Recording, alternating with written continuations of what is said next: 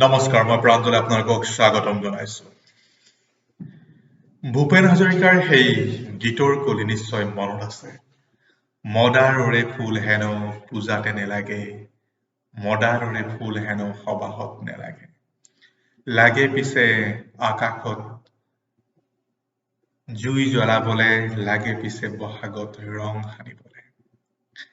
আমাৰ দৰে মানুহ হেনো কামে কাজে নেলাগে তেওঁ কি প্ৰসংগত কৈছিল সেয়া মই নাজানো কিন্তু আজিৰ যদি আমি প্ৰসংগ এটা লক্ষ্য কৰোঁ আজিৰ সময়ত তেওঁৰ গীতটোক যদি আমি বিশ্লেষণ কৰিবলৈ চেষ্টা কৰোঁ তেতিয়া গম পাম যে এনেকুৱা মানুহ আজিৰ সমাজত হয়তো বহুত আছে যিহেতু সংখ্যাত বহুত বা সংখ্যা বাঢ়ি গৈ আছে তেওঁলোকৰ কাৰণে খোৱা বোৱা অন্ন বস্ত্ৰ বাসস্থান সকলোৰে যোগাৰ কৰিবলগীয়া হৈছে গণতিত বা হিচাপত তেওঁলোকো একোজন মানুহ কিন্তু তেওঁলোক সম্পদ হ'ব পৰা নাই ৰিসোৰ্স হ'ব পৰা নাই লাইবিলিটিজ হৈ আছে আমি যে মানৱ সম্পদ বুলি কওঁ যিকোনো বস্তুতে আপোনাৰ যদি সম্পত্তি বাঢ়ে বা সম্পদ বাঢ়ে তাৰ মানে আপুনি ধনী মানুহ আপুনি সম্পদশালী মানুহ ধৰক আপোনাৰ ঘৰত দুজনী ছাগলী আছে কাইলৈ 40জনী হ'ল এটা মুৰ্গী আছে কালি 10টা মুৰ্গী হ'ল আপোনাৰ সম্পদ বৃদ্ধি পালে 1 বিঘা মাটি আছে কালি 5 বিঘা মাটি সম্পদ বৃদ্ধি পালে আপুনি ধনী হৈ গৈ আছে আপোনাৰ কিনাৰ ক্ষমতা বা খৰচ কৰাৰ যেটো কেপাসিটি আপোনাৰ বাঢ়ি গৈ থাকিব কিন্তু আমি মানৱ সম্পদ বুলি কওঁ হিউম্যান ৰিসোৰ্স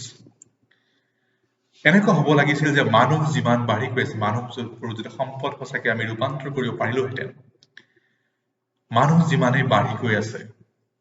বা মানুহৰ সংখ্যা যিমানে বেছি হ'ব আমাৰ সিমানে সম্পদশালী হ'ম সিমানে আমাৰ হয়তো স্কিল মানুহ থাকিব স্কিলড লেবাৰ থাকিব স্কিলড এমপ্লয় থাকিব যি মানুহ লাগে ইলেক্ট্ৰিচিয়ান লাগে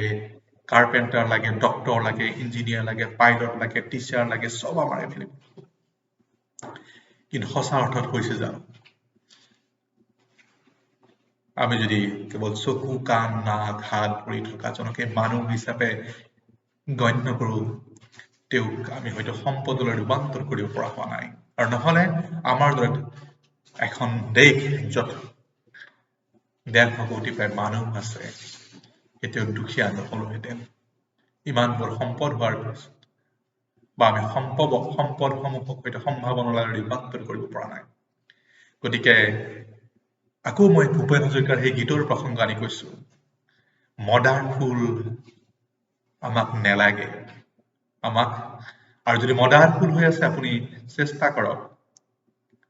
পূজাত অহা সেই জবা ফুলটো হ'বলৈ বা ভ্যালেন্টাইন ডেত প্ৰয়োজন হোৱা সেই ৰঙা গোলাপ পাত হ'বলৈ মদাৰ ফুলৰ দৰে ফুলি অলংকাৰ কেৱল সৌষ্ঠৱ বৃদ্ধিয়েই আমাৰ একমাত্ৰ লক্ষ্য হ'ব নোৱাৰে ই কেৱল লাইবিলিটিজৰ সৃষ্টি কৰিব গতিকে আহক আমি মানৱ সম্পদ সৃষ্টিত গুৰুত্ব দিওঁ তেতিয়া